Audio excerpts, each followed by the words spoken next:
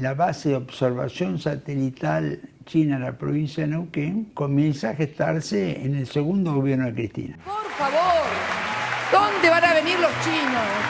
¿Qué miedo le tienen? Que el gobierno de Macri lo continuó y el de Alberto Fernández también. Estados Unidos, sus lanzamientos espaciales, los monitorea de 3 observatorios, 2 en el hemisferio norte y 1 en el hemisferio sur. Y ese uno es el de Neuquén. Conflictos recientes por la utilización del espacio y los satélites espaciales para depositar en ellos armas nucleares. Vamos a ver qué hace Milei ahora. Es probable que el 27 de abril la canciller Mondino esté en China. La exaltación de la figura de Roca juega un papel clave. De esa generación, la principal inspiración para nuestro reclamo de soberanía es el gran general Julio Argentino Roca, el padre de la Argentina moderna. ¿Qué es lo que yo no hubiera hecho?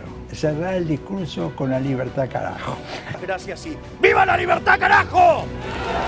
Llamémosle nueva derecha, es una combinación de nacionalismo político y liberalismo económico. ¿Qué está? Un nacionalista político y un liberal económico. El conflicto de Milei con las provincias. ¿En qué posición hubiera estado Alberdi? No le quepa duda que hubiera estado con las provincias. Es el ideólogo del federalismo, el cerebro político de la confederación. Hola a todos, muy bienvenidos a una nueva emisión de Mundo Libre Diario. En esta ocasión vamos a hablar de la actualidad argentina con uno de los mayores analistas políticos que tiene el país. Estamos hablando de Rosendo Fraga. Muchísimas gracias, Rosendo, por estar aquí. Gracias por visitarme. Estamos aquí en el estudio de Rosendo, sí, ¿no? Su lugar de trabajo.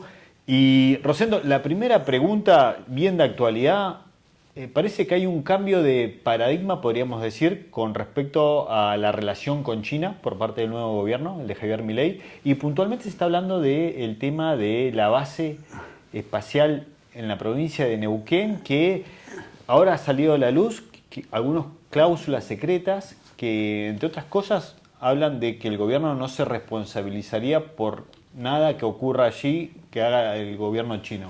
¿Usted cómo lo ve?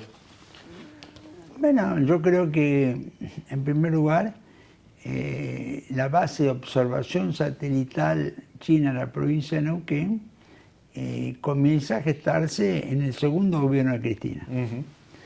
Es un acuerdo aprobado por el Parlamento, que fue debatido y aprobado en el Congreso, que el gobierno de Macri lo continuó y el de Alberto Fernández también. Uno podría preguntarse por qué ahora. Si este es un proyecto que lleva más de una década, ¿por qué ahora? Es decir, si Estados Unidos estaba preocupado por este tema, ¿por qué? Bueno, uno puede decir, el gobierno de Cristina no era pro-norteamericano, pero el gobierno de Macri sí, ¿no es cierto? ¿Y por qué esto en este momento adquiere, yo diría, esta dimensión? Yo creo que la causa es porque, ¿no es cierto?, en el mundo, en 15 años, digamos, todo este proceso, hay cosas que cambiar. ¿Qué es la base china en Neuquén? No es militar. Sí,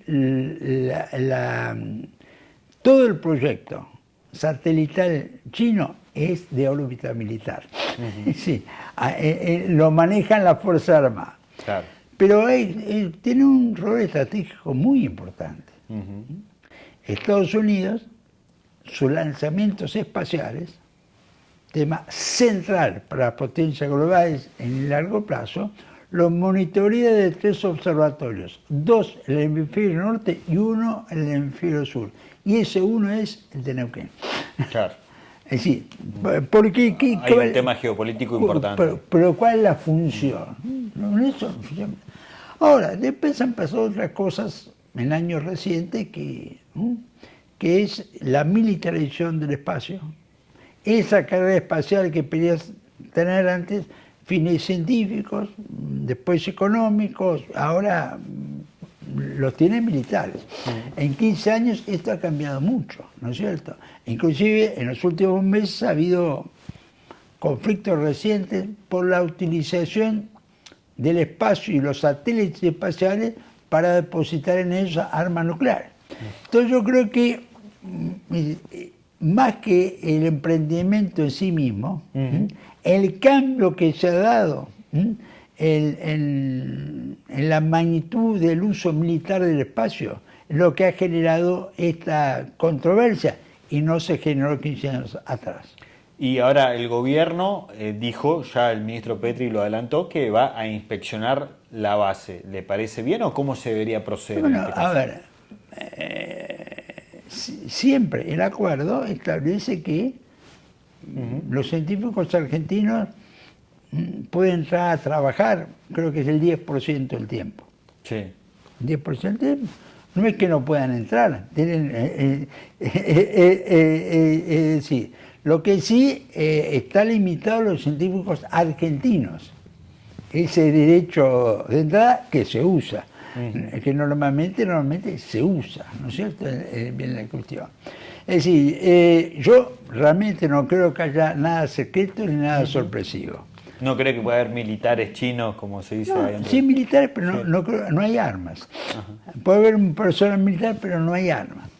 Ahora, hay que ser realista. Este es una base muy importante, no por lo militar, por lo espacial y lo satelital. Alguien me dirá que eso también tiene un rol militar, lo puede tener, pero no la base en sí misma, no es una base militar, ni creo que haya nada secreto. Hay nada más y nada menos unas 3 observatorios para la actividad satelital, de lo cual, por ejemplo, China monitorea sus lanzamientos a la Luna.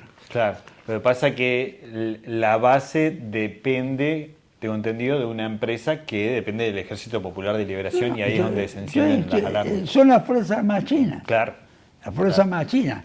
Pero la mayoría de los emprendimientos en ese campo en todo el mundo tienen órbita, participación militar. La mayoría de los emprendimientos espaciales han surgido derivados de necesidades militares. Ahora, evidentemente hay un cambio de paradigma, yo mencioné al principio, en las relaciones bilaterales entre este gobierno y los anteriores con respecto a China. ¿Usted cómo lo ve eso? Bueno, yo diría que sí, pero no tanto. Podríamos decir que Milei retoma, como en otros temas, una posición próxima a la que tuvo Macri. Claro. Es decir, Macri no rompió los acuerdos, ¿no es cierto? Lo ralentizó un poco, ¿no es cierto? Lo ralentizó un poco. Bueno, vamos a ver qué hace Milei ahora. Es probable que el 27 de abril la canciller Mondino esté en China. Estuvo en el acto del 2 de abril, lo vimos ahí. ¿Qué le pareció el discurso de Milei? No, a mí me pareció, un buen discurso.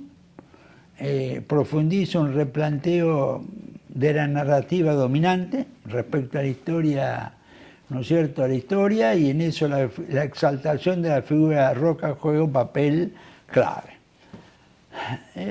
Que eso es algo que otros gobiernos no lo... Por eso, ¿qué es lo que yo no hubiera hecho? Cerrar el discurso con la libertad carajo. Porque eso fue partidizar el acto.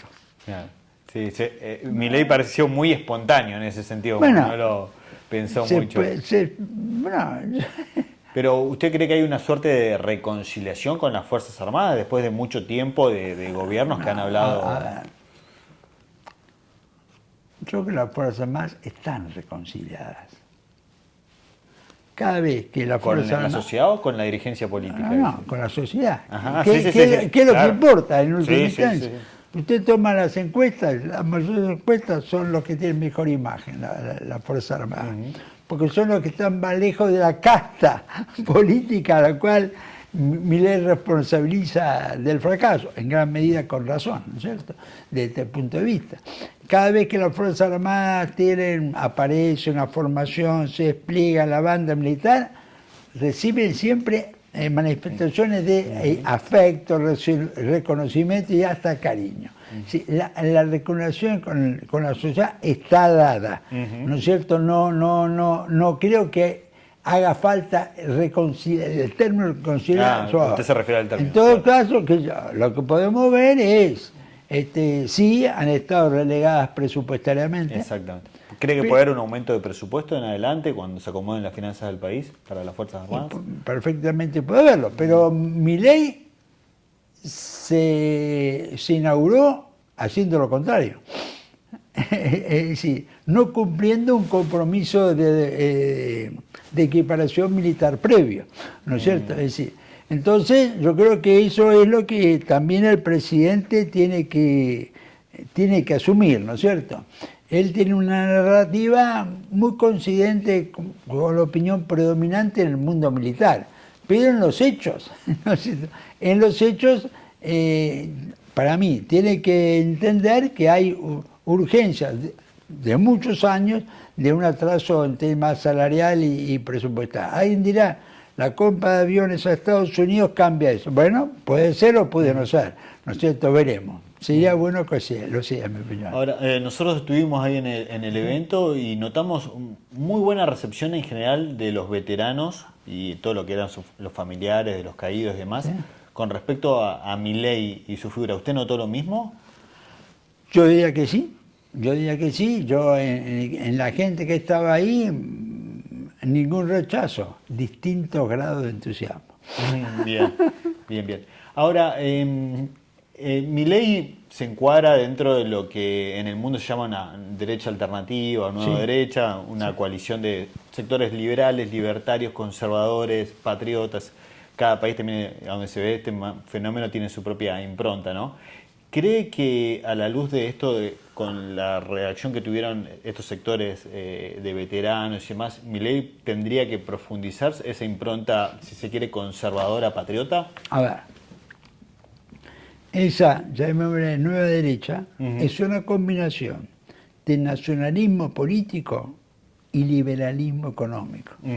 Eso, dada la Argentina como ha habido políticamente un poco más de medio siglo, parece incomprensible. Claro. Parece lógico que pueda combinar nacionalismo en lo político con liberalismo en lo económico. Bueno, pero el fenómeno de la derecha alternativa es así. ¿Qué es Trump? Es un nacionalista político y un liberal económico. ¿Qué es Bolsonaro? Figuras a las cuales siempre Milei se referencia. Combinan eso. Ahora, usted dice, no puede ser perfectamente, bueno, pero mire que Milei nacionalista no fue nunca. Claro. Liberal económico, sí, bueno, ahí se da una circunstancia que no es casual. La vicepresidenta de él, Victoria Villarroel, es casualmente, siempre ha sido el nacionalismo político, nunca el liberalismo económico. Es decir, la fórmula presidencial es la síntesis de esta derecha alternativa a través de su forma, casi como una coalición ideológica. No sé. Por eso, más allá de la diferencia, la presencia de la vicepresidenta junto al presidente en ese acto, en alguna medida marcó esta dualidad de la expresión política. ¿Ha tenido la posibilidad de hablar con el presidente? No desde que es presidente. Ah, ok. ¿Y antes sí. ¿Pero antes ya en campaña o mucho antes? No, mucho antes. Ah, ok. Si lo convocara como analista político, que es usted, una persona que sabe mucho de historia, y le pide un consejo, ¿qué le recomendaría al presidente? A ver, más precisión. Y tener presente que las obras completas de Sarmiento son 52 tomos. La de Alberdi, 27. Usted, gente que escribió mucho durante medio siglo, siempre va a encontrar una frase útil, pero también va a encontrar una frase con un sentido usualmente diferente. Es decir, claro, hay que usar la historia. Es bueno tener una narrativa, una interpretación, una explicación, pero cuidado, porque los tiempos van cambiando. Es decir, esas mismas figuras en un momento han tenido un punto de vista, después han tenido otro punto de vista. Yo de hecho, la generación del 80 tampoco todos pensaban igual. A ver, que él siempre en el conflicto de Milei con las provincias, ¿en qué posición hubiera estado Alberdi? no le quepa duda que he estado con las provincias. Es el ideólogo del federalismo, el cerebro político de la confederación. Seguro, ahí sin duda, hubiera estado del lado de las provincias, como estaba con Urquiza contra Mitre, Álvaro. Entonces, en alguna medida en algunas cosas hay que ser prudente, pero creo que la interpretación centrada en Roca es totalmente correcta. ¿Por qué? Porque Roca era un nacionalista político y un liberal económico. Claro. La figura central en la expansión territorial argentina es Roca, ¿no? Sí, la Patagonia, el noroeste. Hay 10 provincias argentinas que están construidas sobre la acción de Roca. Y otras 4... las patagónicas. Parcialmente. Y la Antártida también. Porque el primer país que se posiciona soberanamente en la Antártida es la Argentina, el segundo gobierno de Roca, ¿no es cierto? Entonces, pero a su vez, ¿cuál era el lema del gobierno de Roca? Paz y administración. ¿Qué es? ¿Cuál es la función del Estado? La paz, el orden y administrar. No es una función de actor económico. Es decir, en esta concepción política de Roca es una concepción que encaja en el liberalismo económico. Rosendo, muchísimas gracias. No, gracias a ustedes. Y gracias a ustedes por estar del otro lado. Nos vemos en la próxima.